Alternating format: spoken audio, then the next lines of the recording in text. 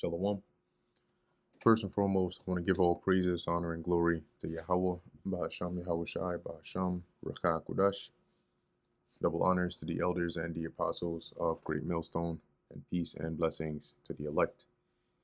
And today we're going to go into the book of Exodus, the 31st chapter.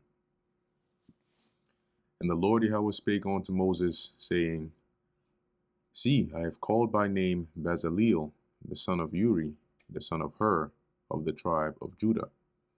And I have filled him with the Spirit of God, in wisdom, and in understanding, and in knowledge, and in all manner of workmanship. So the Lord basically had him, Bezaleel, that is, basically as an expert craftsman in all manner of work, as he later describes. To devise cunning works, to work in gold, and in silver, and in brass, in the cutting of stones, that's the engraving, to set them, and in the carving of timber or carving of wood, to work in all manner of workmanship. So when it came to all the things the Lord described to Moses to build, concerning the tabernacle, the ark, the altar, all of those things, he didn't have to stress because there were people already in the camp. One in particular being Bezaleel, who the Lord had blessed with the Spirit to be able to build and also oversee these things, right? So he was skilled in that manner. And I, behold, I have given with him Aholiab, the son of Ahisamach, of the tribe of Dan. And in the hearts of all that are wise-hearted I have put wisdom, that they may make all that I have commanded thee. So the Lord basically put it to all those that had the ability to like sew or to build or to engrave or, were smiths of any sort. The Lord, he intensified that spirit so that based on the instructions Moses would give them, they could design and build exactly according to that blueprint. The tabernacle of the congregation, and the ark of the testimony, and the mercy seat that is thereupon, and all the furniture of the tabernacle, and the table, and his furniture, and the pure candlestick, and all his furniture, and the altar of incense, and the altar of burnt offering, with all his furniture, and the laver and his foot, and the cloths of service, and the holy garments for Aaron the priest, and the garments of his sons to minister in the priest's office, and the anointing oil and sweet incense for the holy place, according to all that I have commanded thee shall they do.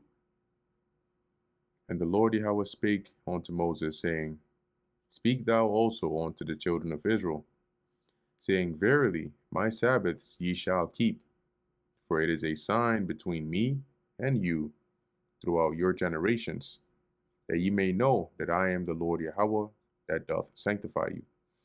So the Sabbaths are non-negotiable, right? You have to, that was or law that the Lord, emphasized to Moses here, because, it would also set us apart. It would separate us and be a sign as well, signifying our covenant between him and us, as we would basically be the only people that live this way.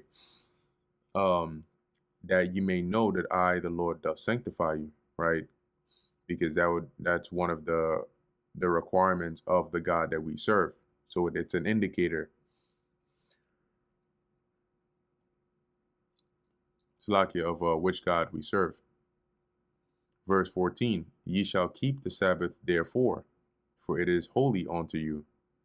Everyone that defileth it shall surely be put to death. For whosoever doeth any work therein, that soul shall be cut off from among his people. So you notice here when it mentions being cut off from among his people, this is in expounding or in continuation from the specific way, right? Here the Lord emphasized that what he means by being cut off is that you're going to be put to death. All right, and it shows you how serious the Sabbath is.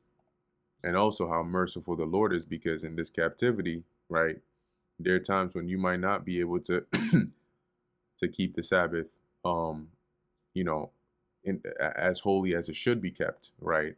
But you do the best that you can, right? But maybe you might have to work, and it's the Sabbath.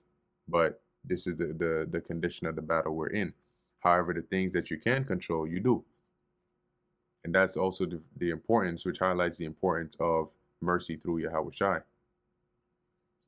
Verse 15: 6 days may work be done, but in the seventh is the Sabbath of rest, holy to the Lord Yahweh.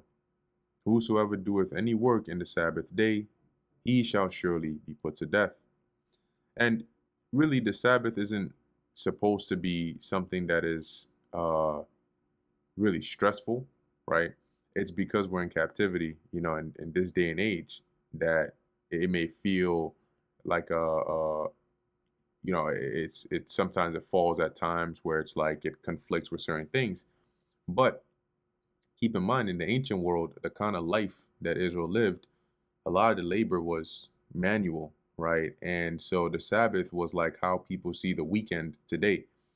In this day and age, you would look forward to it. It's be a day of rest. You can rest. You wouldn't have to worry about working and doing all those things. And so it was instituted for that. All right, rest.